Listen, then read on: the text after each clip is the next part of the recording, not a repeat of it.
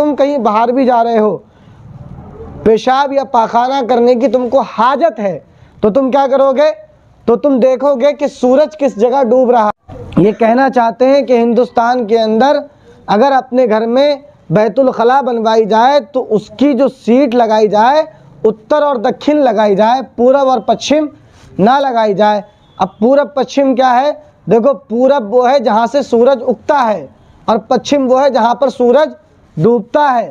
جس جگہ سورج ڈوبتا ہے وہ ہے ہمارا قبلہ، یعنی دنیا کا سینٹر، یعنی دنیا کا، پوری دنیا کا جو بیچو بیچ ہے وہ کیا ہے؟ وہ کعبے کی جگہ ہے۔ اب وہ ہو گیا قبلہ ہمارا۔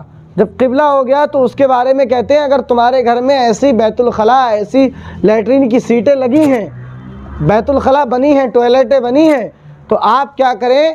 پورب پچھم سے ان سیٹوں کو اکھیڑ کر کے اتر اور دکھن کر دیں، اس لیے کہ اگر آپ نے نہ کی تو آپ جو ہیں وہ جو قبلہ ہے ہمارا، جو ہمارا قبلہ ہے یعنی کعبے کی طرف جو منہ ہے، آپ ایسے سمجھ لیجیے اس کی بے ادبی کر رہے ہیں، آپ گستاخ ہیں، ٹھیک، کہ آپ اس کی بے حرمتی کر رہے ہیں، ٹھیک ہے۔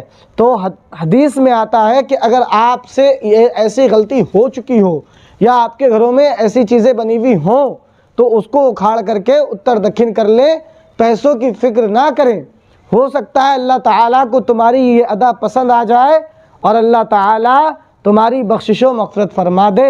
دراصل بات یہ ہے کہ ادب بہت ضروری ہے، کعبے کا کرنا، کعبے کا ادب کرنا بہت ضروری ہے۔ اور ادب کے لحاظ سے اگر تم کہیں باہر بھی جا رہے ہو، پیشاب یا پاخانہ کرنے کی تم کو حاجت ہے، تو تم کیا کرو گے؟ تو تم دیکھو گے کہ سورج کس جگہ ڈوب رہا ہے، کس جگہ جا رہا ہے، ٹھیک، کہاں سے نکلا ہے۔ تو جس طرف سورج ڈوب رہا ہے تو اس طرف نہ تم کو منہ کرنا ہے اور نہ پیٹھ کرنی ہے، بلکہ اتر دکھن کرنی ہے، پیٹھ کرنی ہے، اتر دکھن منہ کرنا ہے، جیسے چاہیں ویسے کر لو اور پیشاب اور پاخانہ کر سکتے ہو۔ تو یہ سمجھ لو ادب بہت ضروری ہے۔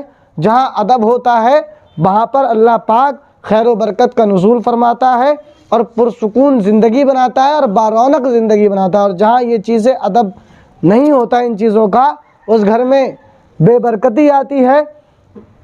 اور یاد رکھو کہ نحوست انسان کو گھیر لیتی ہے، اس کے گھر میں برکت نہیں ہو سکتی جس کے گھر میں کعبے کا ادب نہ کیا جاتا ہو۔ حدیث شریف میں ہے، اللہ کے رسول صلی اللہ تعالی علیہ وسلم نے ارشاد فرمایا، جب تم میں سے کوئی رفع حاجت کرے تو قبلہ کی طرف نہ منہ کرے اور نہ پیٹھ کرے۔ درسا نیٹ ورک کے تمام درشکوں سے کہنا چاہوں گا کہ اگر آپ کے گھروں میں بھی اگر ایسی سیٹیں